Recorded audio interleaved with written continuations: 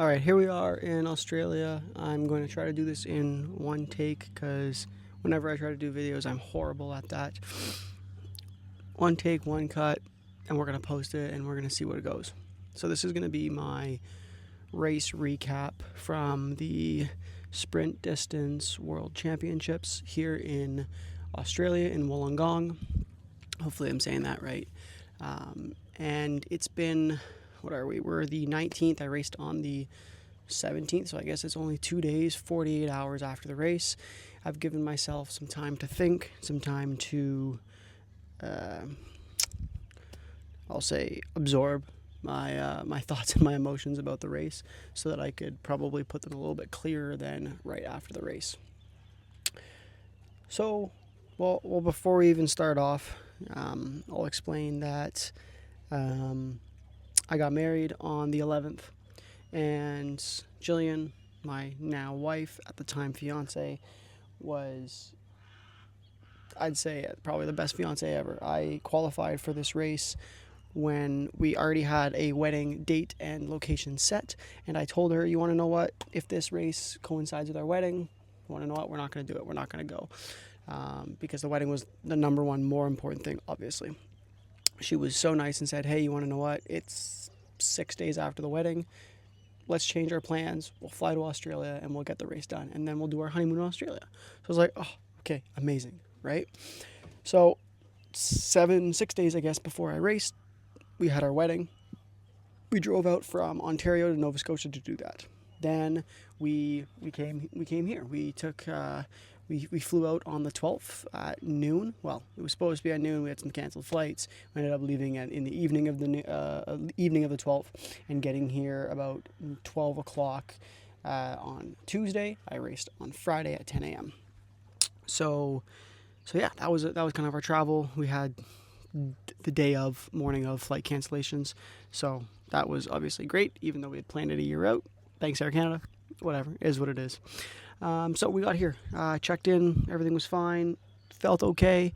Actually, the Friday before the wedding was kind of my first week of taper, and I felt great. I was like, wow, okay, this race is going to go absolutely amazing.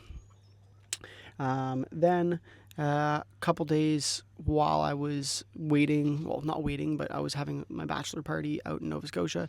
I went for a run. I was like, oh, you want to know what? It's going to be great. I'm going to take a nice soft trail just to be nice on my legs, and I ended up falling, twisting my ankle, unfortunately. So that was another part of probably a little bit of the impact that has happened. So we've had few very stressful weeks with the wedding, obviously my injury and the travel. More just physical stress, not I mean, probably a little bit of mental stress, but just a bunch of stress, period. But that doesn't really, I don't like to believe that impacted my race. Jillian and some of my family has, but you want to know what? It is what it is. So I came here, I came to race.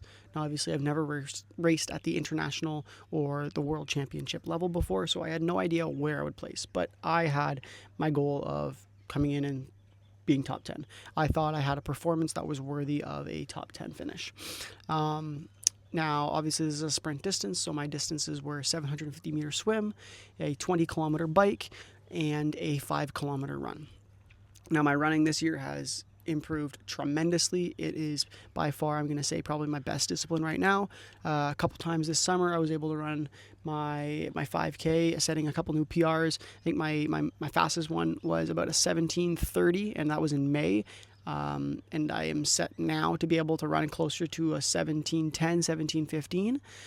So obviously my performance on my 5K has drastically improved since last year when I think my fastest was like a 19:06 or something like that.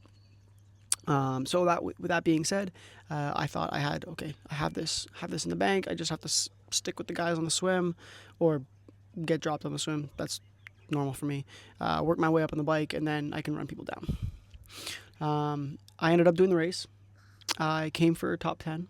Unfortunately, that isn't what happened in the day. I got 14th. 40 people started, 37 people finished. So I got 14th out of 37 in the 25 to 29 age category, which overall, I mean, I'd say is, based on what I'm talking to people, it's a good result. I don't feel that way, but maybe that's just the competitive side of me. I came for a top 10 and I didn't get a top 10, so I'm slightly disappointed. But thinking back, and this is why I took a couple days to record this, there's several parts of the race that I think I did really well, and I'm happy about, and that's what we're doing this for. So, obviously, we'll start with the swim. I'm going to say it was by far my best ever career swim. It was 7:50. I had a goal of swimming between 12 to 13 minutes with the goal of going sub 12. In all of my practices, especially in the ocean and whatnot, I was swimming closer to 13 minutes. So I was like, okay, I'm probably going to be a 13-minute swim. I ended up doing an 11:56. To me, absolutely amazing. I believe that averages out to about, I think online they were saying on the World Triathlon stats, it was saying a 135 average. That is outstanding. I only swim in the 130s in the pool. All summer, every race I've done, I've only ever been able to swim like the 140s or even the 150s. So I am so thrilled that I was able to swim in the 130s and break that 12-minute mark in open water in the ocean with the current and the waves. Obviously, they changed the swim a little bit to being in the harbor, so it probably made it a little bit easier. But either way, I am thrilled because 2 days before, I think I did it in 13 minutes. So I was thrilled with that. What the issue is I thought a 12-minute swim wouldn't give me too much of a deficit. I knew looking at last year's race, some of the pros did the exact swim just around 9 minutes. So I was like, okay, you want to know what? That's a 3-minute gap. But these are pros. I'm not racing against pros. I'm racing against people that could be pros, but whatever. I guess it was my oversight because I got out of the water. I had my best ever swim, and I think I was second last. I think the guys that came out of the water first were swimming like in the 9:30 range, so they were insanely fast. My swim level is not where it needs to be. But either way, I am absolutely thrilled with how my swim was. Am I happy about where I came out? No, but I'm thrilled with how the swim went, so I'm more happy about that than where I came out. Then it came to the bike. The bike, I was hoping, it's a road bike. It was draft legal. This was my first drafting race. I was hoping to do the bike I did it in Guelph this summer at, I think it was just over 36 minutes. So I was like, you want to know what? I did it on my tri bike last year when I qualified in third. I think it was like 31:30 or 31:50. It was like just around 38 kilometers per hour. And I was like, you want to know what? I'm probably not going to be that fast. So I'm hoping I can do it in anywhere from 33 to 35 minutes. The bike, I had a goal of holding about 266 watts average. Unfortunately, that did not happen. But because it was drafting, and there was a bunch of wind that day, so headwinds and tailwinds, drafting obviously helping. I was able to average 38, so I think I have to double check my stats, but I rode about a 31:30. Here, I'll just pull it up really quickly.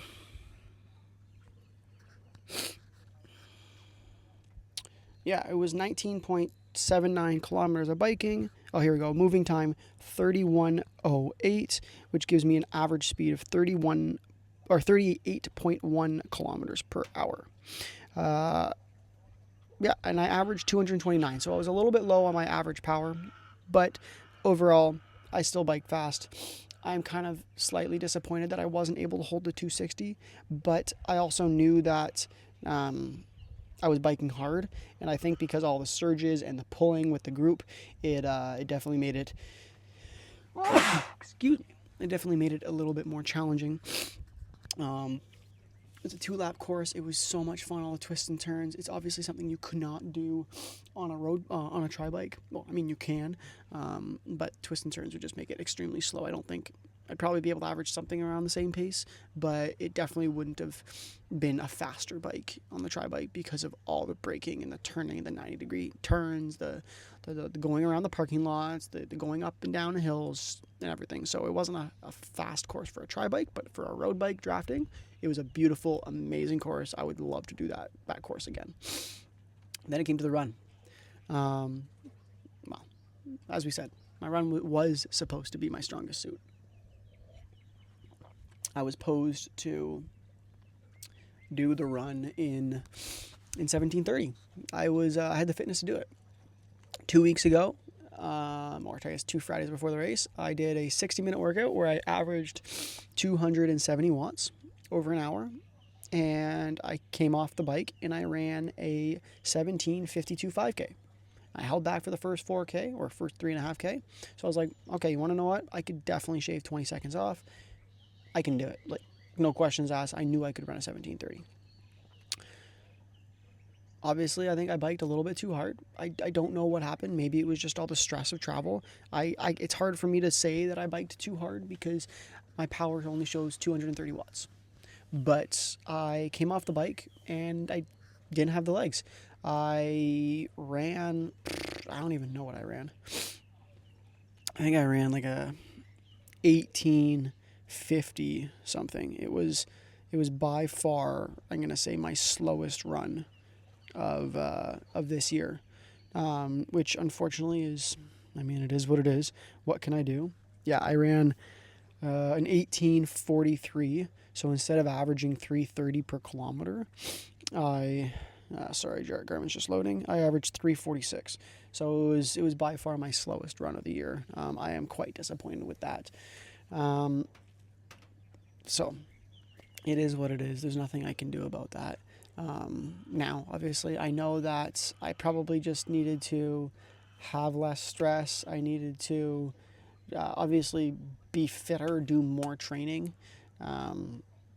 Having a faster run off the bike, probably being confident that I could have run a 17:15 or a 17 off the bike at home might have pulled me to being able to run closer to an 18 or a 17:30 off the bike. But that's in the past. There's nothing I can do about that.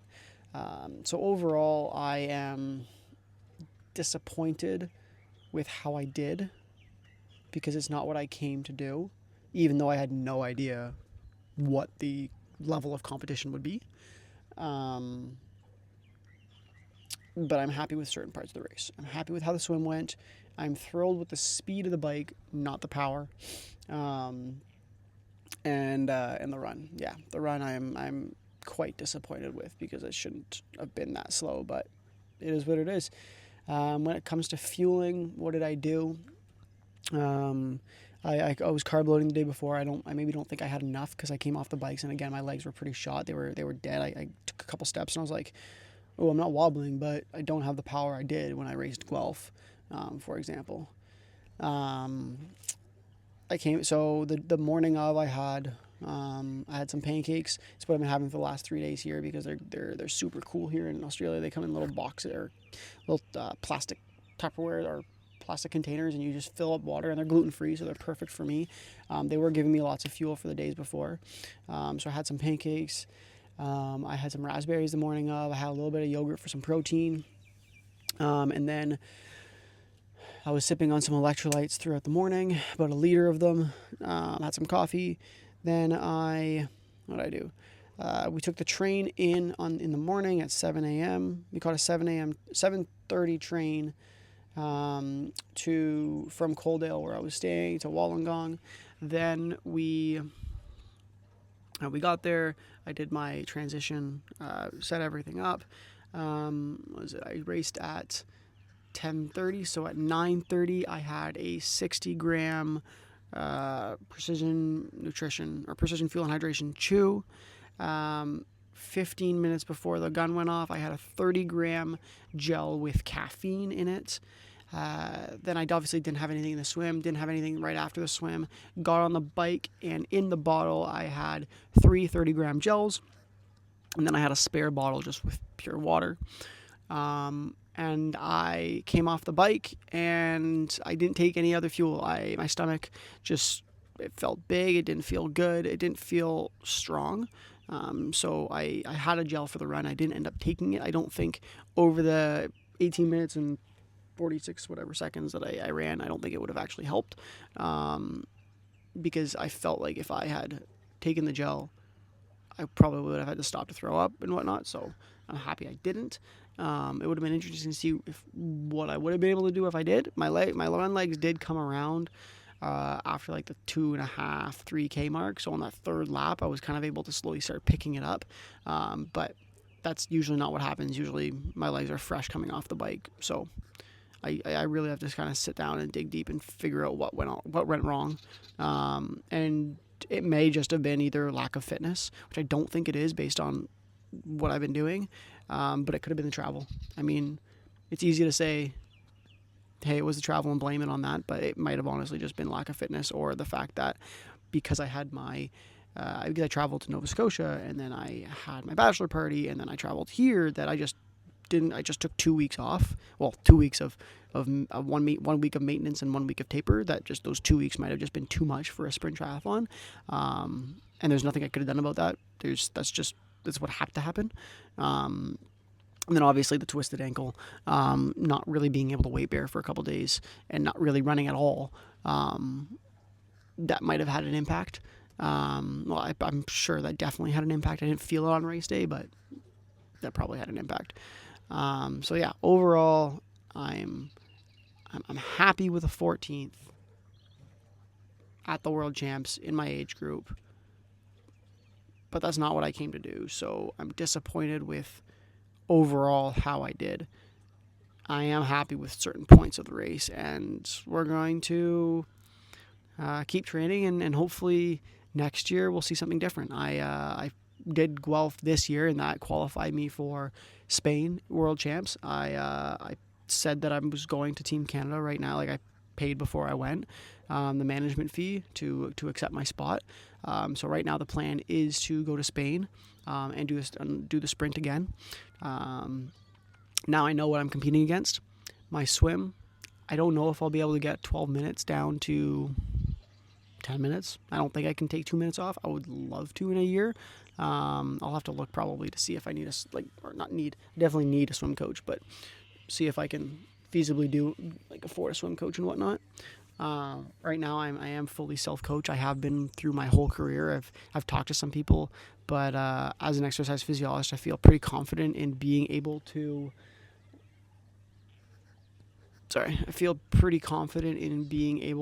coach myself. I think I didn't really know where I was at, and I was coaching myself for the long distance because that's what I was used to doing, and not as much for the short, hard, fast distance, like the sprint distance, which is what I kind of transitioned to the last 2 months of what I was doing. So I think if I'm able to do that for a full year, then I will be a lot faster. But I also plan on wanting to go back to doing some long distance races and some 70.3s next year. We'll have to see what's available still. It is mid-October, so most of the home races are all sold out. But yeah, right now I'm set to go back and do sprint distance. We're going to see what happens. I have a couple things planned. I'd love to get back to 70.3 racing. I think I'm in actually better 70.3 shape than I am in sprint, which is definitely not what I should be saying if my plan is to get top 10 at the Worlds. So obviously I need to look back at my training and see where I could change it for the next little bit, if that is truly the goal, or is the goal to go back to 70.3 and qualify for Worlds that way. But we'll see. Overall, it's been, like I said, it's been 2 days. Right after the race, we left Coaldale, and now we're staying about 45-ish minutes south of Wollongong, in a small little, I guess it's township maybe, called Jamboree. Jillian found this. Obviously, this is the start of our honeymoon because the race is now over. We had about 20 days after that. So we're staying here in Australia. I don't know what you can see, but behind me we're kind of staying on a farm. We have a hot tub that overlooks all of these farm animals, the cows, the birds, the valleys. I told her this kind of doesn't really look like Australia to me. It kind of looks a little bit more like England or Scotland. But way far in the distance over there, I don't know if you can see it, there's a little tree outcropping over there where it kind of gets really foggy. That's actually the ocean. So we're in the Ocean View lodge or cabin. Over here, I know you can't see it, but we got some cows. We have all the different types of birds making the noises. There's horses. There's a little bit of everything here. So we're going to take the next 2.5, almost 3 weeks to kind of recover, do a little bit of training here and there. Gonna go biking with Jill. Gonna go to a bunch of wineries. We're gonna enjoy the food. We're gonna take a couple surf lessons. We're just gonna have fun while I'm here. And then when I get back home, it's gonna be well, I got to get obviously back to work. And it's going to be close to Christmas. It's going to be mid-November when we got back. But it's going to be indoor training season. And we'll see what race pops up on the calendar first. I'm not 100% sure yet, just because I don't know what's available to sign up for. And we need to financially recover a little bit from the wedding and the honeymoon before I say, hey, I am doing Oceanside, for example. I don't think I can do that one because I can't afford it right now without looking at finances, and I think that's a little too cold for someone from Ontario to really want to do, because I know it's the first race of the year and everyone's there, but it's a little cold. So we'll see. I would love to do Tremblant next year, 70.3, but I think they're sold out. I don't know. I have to double check. That's like, it's my home race. It's really close. I would love to do that. I would love to do Muskoka, but again, Muskoka I believe is sold out. So there's a few other races that I can try to do next year. We may. I threw the idea to Jill. Hey, do you want to go to Vancouver in August to do the T100? And she was like, hey, maybe. So there's lots of options for racing next year. She kind of, now that we're here, is loving the idea of traveling. And now that our wedding and our honeymoon are doing our honeymoon, but we're done the stressing and the planning of it. She really likes the idea of traveling and doing more. So ideally, she I think she's coming around, and she said it today that she likes the idea of